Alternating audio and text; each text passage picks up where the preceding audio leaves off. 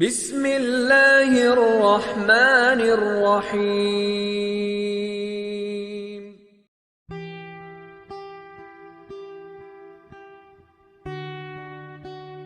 Assalamualaikum warahmatullahi wabarakatuh.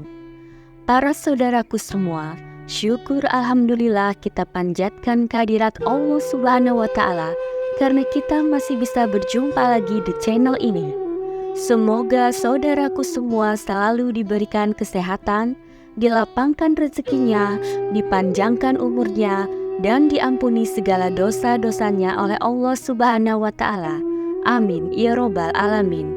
Sholawat serta salam tidak lupa juga kita curahkan kepada junjungan kita Nabi Muhammad SAW yang kita nantikan syafaatnya di yaumul kiamah kelak. Ghibah adalah merupakan keinginan untuk menghancurkan orang lain dengan menodai diri, kemuliaan, kehormatan orang lain ketika mereka sedang tidak ada di hadapannya. Di antara dampak negatif ghibah pada individu adalah melukai hati seseorang sehingga dapat menimbulkan permusuhan. Sementara dampak negatifnya untuk masyarakat adalah mengacaukan hubungan kekeluargaan, persaudaraan, dan kemasyarakatan serta menimbulkan saling curiga-mencurigai. Ghibah merupakan perbuatan yang sangat berbahaya menurut pandangan Islam. Hal tersebut sesuai sabda Rasulullah SAW yang menyatakan bahwa dosa ghibah adalah dosa besar. Hadis tersebut menjelaskan bahwa ghibah itu sama dengan riba, bahkan dipandang yang paling riba daripada riba. Dengan demikian, ghibah itu haram hukumnya, sebab Allah Subhanahu wa Ta'ala mengharamkan riba. Quran Surat Al-Baqarah ayat 275. Rasulullah SAW bersabda, yang paling besar dosa besar adalah gunjingan seseorang tentang kehormatan seseorang laki-laki muslim tanpa kebenaran. Rasulullah SAW memberikan pelajaran bagi umatnya tentang ghibah. Dalam suatu riwayat, Rasulullah SAW bertanya kepada para sahabat, "Tahukah kamu wahai sahabatku, apakah ghibah itu?" Mereka menjawab, "Allah dan Rasulnya lebih tahu." Lalu beliau menjawab, yaitu menyebut-nyebut saudaramu mengenai sesuatu yang tidak disukainya. Para sahabat Nabi penasaran, lalu mengajukan pertanyaan kembali, "Bagaimana pendapat engkau jika apa yang kami katakan itu benar apa adanya pada dirinya?" Beliau menjawab, "Jika yang kamu katakan itu ada padanya, maka sesungguhnya kamu telah melakukan ghibah terhadapnya.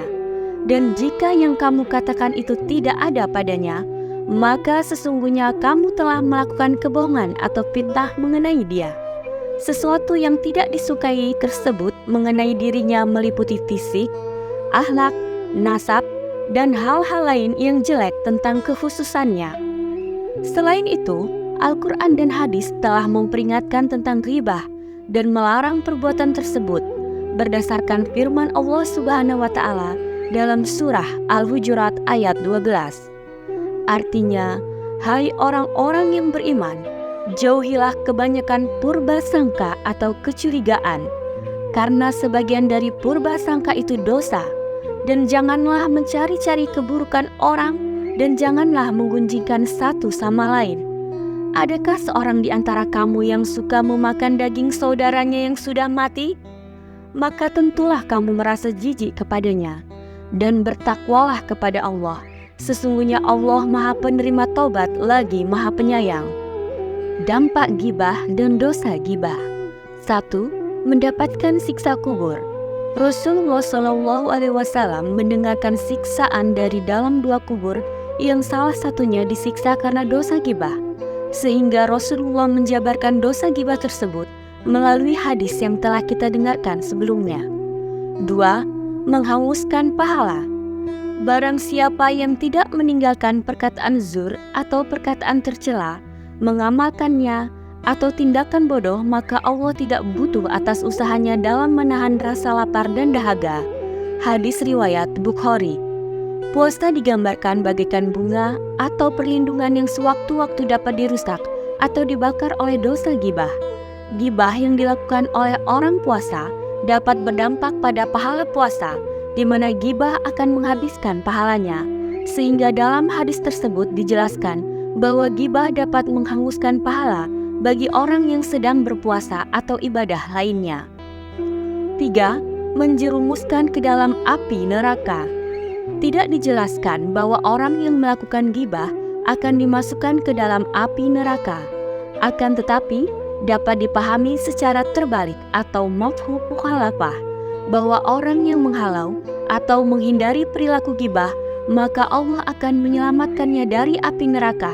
Berarti orang yang melakukan gibah tidak akan diselamatkan dari api neraka. 4. Mengeluarkan bau busuk di hari kiamat. Dari Jabir bin Abdillah radhiyallahu anhu diriwayatkan bahwasannya ia berkata, ketika kami sedang bersama Nabi SAW, tiba-tiba tercium bau busuk. Maka Rasulullah SAW bersabda, tahukah kalian bau apa ini? Ini adalah bau orang-orang yang menggibah atau membicarakan kejelekan kaum mukminin. Salah satu sanksi yang akan diterima oleh pelaku gibah di hari kiamat nanti adalah dia akan mengeluarkan bau bangkai busuk sebagaimana dia suka memakan bangkai pada saat masih hidup. Semoga video ini bisa menjadi pengingat sekaligus pengetahuan baru yang bermanfaat bagi kita semua.